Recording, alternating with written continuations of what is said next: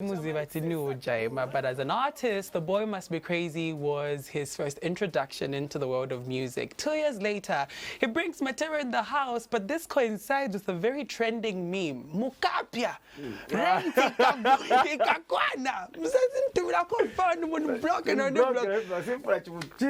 What can't Ndine Emma do?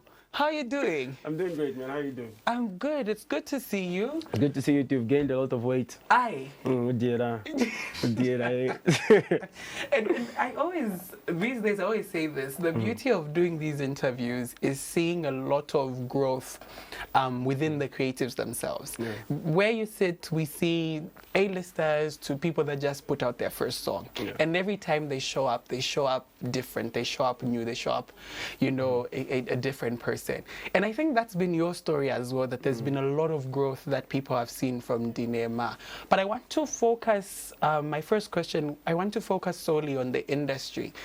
You have a very different story from us who are looking out when it comes to being an upcomer or young talent or underground, whatever you want to call it, because you are endorsed by Chef 187. Just the other day, Jonah was saying, you know, seeing Ndine Emma grow and become, it's just beautiful to see. The likes of many people have endorsed you, and even in the circles you're found with, it's like you are making music as fresh talent, but the circles you're found with is Navakulu. Yeah. Even Innocent, actually, Smooth IK, when I was talking to him, you came up in a conversation. Oh, really? And I was like, what is Ndine Emma doing right that the others can learn from? Is that pressure for you, or how do you genuinely, you know, approach that entire situation? Well, it is a lot of pressure, of course, looking at where I'm coming from and like the people that are looking up to me, obviously. So there's a certain standard that I've set for myself that I hope to keep up. So usually it's just me competing against myself. I don't really look at what other people are doing. You know, I do, of course, you know, look out for competition, but I'm not a very big follower of what other people are doing. I just improve on myself. That's why even most of my music, like, you can tell that this is just me. There's no one who you can mistake me for, like, now and Bobby is still done. Yeah. Like, it's just me. So it's just me working on myself, and it's a lot of fun. So the pressure is like, Sima vutana maning, because I pressure myself, so it's not external, it's just here. Yeah. And I think this ties into your start in the, because you started off as comedian, creator, as you like to call it. And there was one time we were having a conversation, you spoke of how home wasn't so supportive, because they were like, Emma in the school, like, oh, comedy, you know, one of those things. Yeah. When did that change? When did the family now start saying, wait, like there's something there? And also, why did you keep going, even though the people at home weren't like, of course they weren't discouraging you, but they weren't 100%, you know, going for that? Yeah, so I started doing skits back in 2021. I had just completed high school.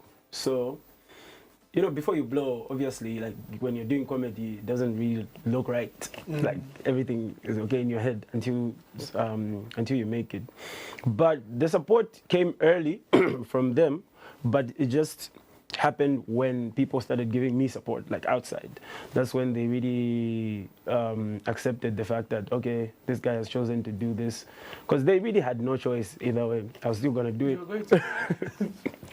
Yeah, but they were just worried for me, you know, which I understand, because even me, when I was doing it, it was kind of embarrassing, because even some of my friends didn't want to join me whenever I needed extras, because, you know, it's not really going anywhere. So people follow.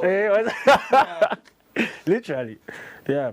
So they started supporting me once the outside world accepted the fact that, okay, this guy is funny, he can make us laugh, and also because I was giving them money. Of course, the parents always change. We now talk or head into the switch. I think we spoke about this last time. The Boy Must Be Crazy, an EP. Very interesting artwork. I think it got a lot of people talking. I think even beyond just talking on social media, you started to put out a billboard for people to see outside. But when we started the conversation, you said listening to that music is almost cringe. What has changed in your ear now that you're listening to that music? And how can we then hear it differently in this new album? But let's focus on The Boy Must Be Crazy. What has changed in your ears? So growing up, I always wanted to be a rapper, like a traditional rapper. So like there are different types of rappers. I wanted to be a traditional rapper. Those rappers who are hard, those rappers who make you think. Like those like Kendrick and stuff. Like I didn't want to make upbeat music like Run. Like I was such a big enemy of this genre. Like I didn't want it anywhere near me. Like even the music, most of the music I listen to is just that Pure traditional hip hop. Yeah. So sometimes it's good to, not sometimes, every time it's good to identify your weaknesses and not kuzibiri visachati ningavishit. So that was what was wrong with that EP in my ear. I was trying so hard to rap. And then once I did Kachayeso, people loved that more. And then I was like, so this is what people want from me. So I decided to improve on what I did with Kachayeso and come up with a different sound. So there's a lot of maturity, there's a lot of growth, and there's a lot of understanding what people want from me. And I've fallen in love with actually doing that now. Yeah, so on The Boy Must Be Crazy, I tried a lot of things that I couldn't do perfectly because there were a lot of people that were better than me in that. So I decided to stop wasting my time and then just improve on what people love me for. Because even if I wanted to rap, like I discovered that I couldn't really rap like, you know, I wasn't a very deep rapper. I'm a light rapper. Like, I make people smile, you know. Yeah, so that's what's different about The Boy Must Be Crazy and Matero in this the House. one. Well, we're going to talk about Matero in the House, but I want to spend more time there. It's one thing for the creative to see it and understand it, but for the crowd, it's childish. Because I remember there was one time we were speaking about Ezogani's Animal Club, and then a friend of mine was like, what type of song is that? Like, it's not even serious. Like, how is this even a song? That's the point. Yeah, I think the hype is overrated. You know, TikTok doesn't know what it wants. But in there, you find yourself going to mass market and selling out, and people coming to your events like crazy, and people singing word for word. How do you manage to stay convinced as a creative even when other people around you are saying, this isn't music? Like, we have a music industry, we have your maps, we have, you know, Chef, when Chef spits, he spits. But this isn't music. How does that play for you? Well, it comes down to the fact that everyone has their own opinion on certain things. You know, there's certain music that people really love in this country that I just don't feel, but it's just me. You know, I cannot recruit people in convincing them that the Indian music, AC music, like no matter how bad you dislike something, there's always someone who will like it. So I work with the people that love what I do, you know what I mean? Because I cannot manage to convince everyone. Like even big artists like Chef 187. The other day I saw a post, it was on a certain social media page that said, which artist do you think is overrated? And then one guy said, Chef 187. I don't see like anything good about that guy. And then I was like, so in a then we have this, you know what I mean? So it's just opinion at the end of the day, and yeah, it's just opinion, man. Let's talk about more opinions. Well, let's talk about facts now. The Matero in the House has Chef 187, Triple M, Shoki Mwana, Chivolia, Tishon, and Blood Kid YVOK. This is a project that you said started 2023, and then 2024 you said I want to make an album, and then 1 year later it's finally here. In the years that have gone within creating, saying I think Case Adams is better, I think Dismo is okay, I think you know this, that. How does creating an album even begin for you as a creative, personally, as Ndine Emma? So for me, it's not really how an album is created, but for me, how I created this album was I had too many unreleased songs. And then I was like, because music again, there's a certain wave that it works with. So this season, there might be this sound that's happening, and then after 3 months we hear a different thing. Else. Yeah, so like the more you keep it, the more it becomes old, and the more it loses its value, I would touch. say, or its touch. Yeah, that's a better word for it. Yeah. So I had too many unreleased songs, and then even if I had a lot of unreleased songs, I had to look back at the message that I was trying to put out there, and then I had to redo the songs. Some of the songs I just let them go. Yeah, but it was just a point where I was creating a lot of music and I had too much to do. I had like content to make and stuff, so I didn't really have time for the music. You know what I mean? Ndine Emma is busy. I was doing everything, bruh. I got 4 dogs to take care of. The whole family. We're a family of 5. Yeah, so it got to the point where I had too many unreleased songs and I decided to redo the songs and then just package them so that I have time to do my own stuff while people are listening to these 14 songs. Yeah. What's the oldest song? Can we have the list? What's the oldest song and what's the newest song you added to the project? The oldest song is track 4, Sangakan. Okay. It was I initially wanted someone on it, but yeah, they didn't send the verse. We don't want to go there. But yeah, the oldest is Sangakane, track 4, Obragada, track 7, track 6, Blood Kid, and most of these are new. I think yeah, most of these are new. Yeah. Why isn't there a title track? Because the album is called Matero in the House, but why don't you have a Matero in the House song? So initially, but the title track was supposed to be track 1. Because track 1 is for my people, yeah. But I figured for my people was more powerful than naming it Matero in the House, because it's more broad. It's not only about people from Matero, you know. Yeah. Why Matero in the House? Because I think the last time we spoke about you going back to Matero and you said you hadn't been there in a long time. So are you just using Matero because you know people love, because when you say Matero, people stand up. It's like Kopala, you know, when you say Kopala, people just, from the blues, they stand up. So why did you go with Matero in the House? I like what people from the Copper Belt have done, but it's not. I'm not touching on the title yet. But I just want to explain something. I like how people from the Copper Belt are. It's like you will never find a Zambian outside Zambia somewhere and saying, "I'm a Zambian."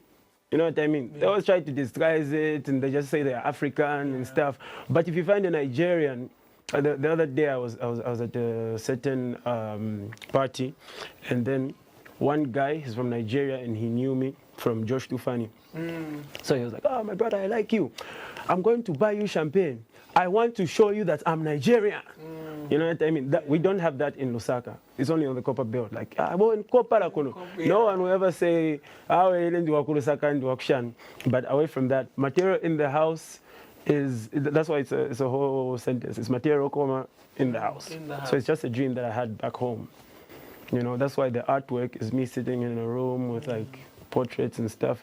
Most of those portraits are actually original portraits from back home that I actually had in my actual room. Nice. And some of these boxes are also from home. You know, like my room is still intact, but this is not my room. This one looks bad. But yeah, it's just a dream that I had back home that I'm trying to realize now. That's amazing, Ndine Emma. Amidst all of these things that you're doing, content creation, making music, being in series, of course having other plans and dreams for your own self, how do you find time to, this is a cliche question, but how do you find time to recenter and find yourself? And do you ever have an imposter syndrome where you feel like the personality that is Ndine Emma is different from Emmanuel, and how do you reconcile, you know, the two of them? Because you said you don't look at it as being an executive and an artist. It's all one for you. The creator, the skits, the social media, the branding, it's all one for you. That can be exhausting. When do you peel it all back and focus on just yourself? So with me, I don't really act. Even in that series, I just being me.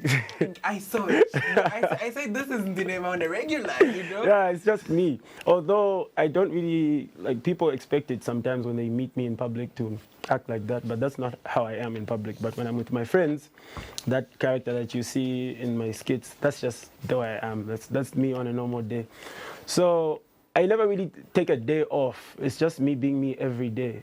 And it's just me now. You know what I mean? So I never really stress, and like I don't really have to like think about it a lot. It's like, for example, when I got that role in Tikula, I read it and I was like, okay, this isn't me, but I know this is what they want. But I had an idea because I knew that if I did it exactly the way they wanted me to do it, I wouldn't have done it because I'm not an actor. Like, I've never really wanted to act in the first place. Like, that might be my last series, in fact. But you did good. Yeah, I did. I did good. Shout out to Steve-O. Yeah, but I had a lot of improv that still went back to my character. I was like, let me make this mine and I'll deliver the way you want me to do it. But we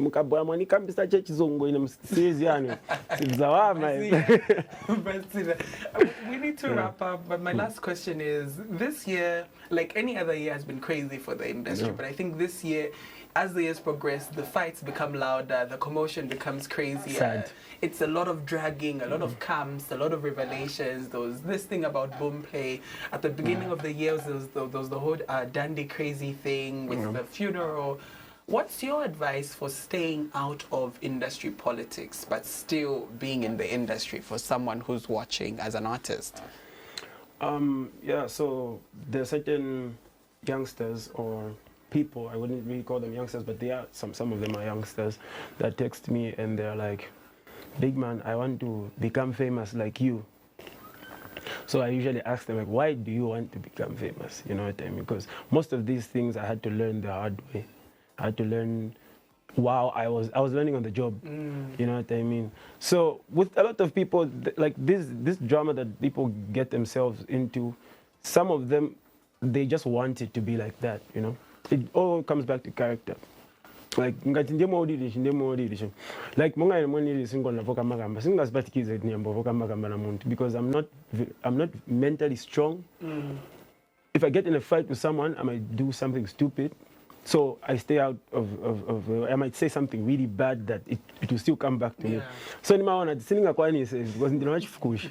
So nilichoka. So like before you decide to become famous, okay, you don't really decide. People decide whether you become famous or not. But you have to know why you want to do it. Me, I didn't want to become famous. I wanted to create content. I wanted to make music. I just love it. And then, unfortunately, fame comes with it. You can't be a musician and no one knows you. And blankets, I'm buff. Yeah. Yeah. So it's just character. Because attention now in disease sometimes. People, when they see that attention is fading away from them, they want it. Like everyone wants attention, but what do you want it for? Do you want it for promote your music, your art, or you just want people to know you? Those are the people now that go back to start drama. Because as you are sometimes talent yake simu backing maningi so manje kuti aikose seko afunika tukana ko muntu tukana ko batate wa ndani zingatuko but in the always so. Yeah, be like me. Be like me. Be like me. Drink water, eat shima. Forget about it. Thank you so much for joining us on the Upville. I can't wait for more projects, more videos from it. We were speaking to Ndine Emma, who has his debut album out now titled Matero in the House. Look out for it on all streaming platforms. Here is For My People, and on the other side, more of the Upville.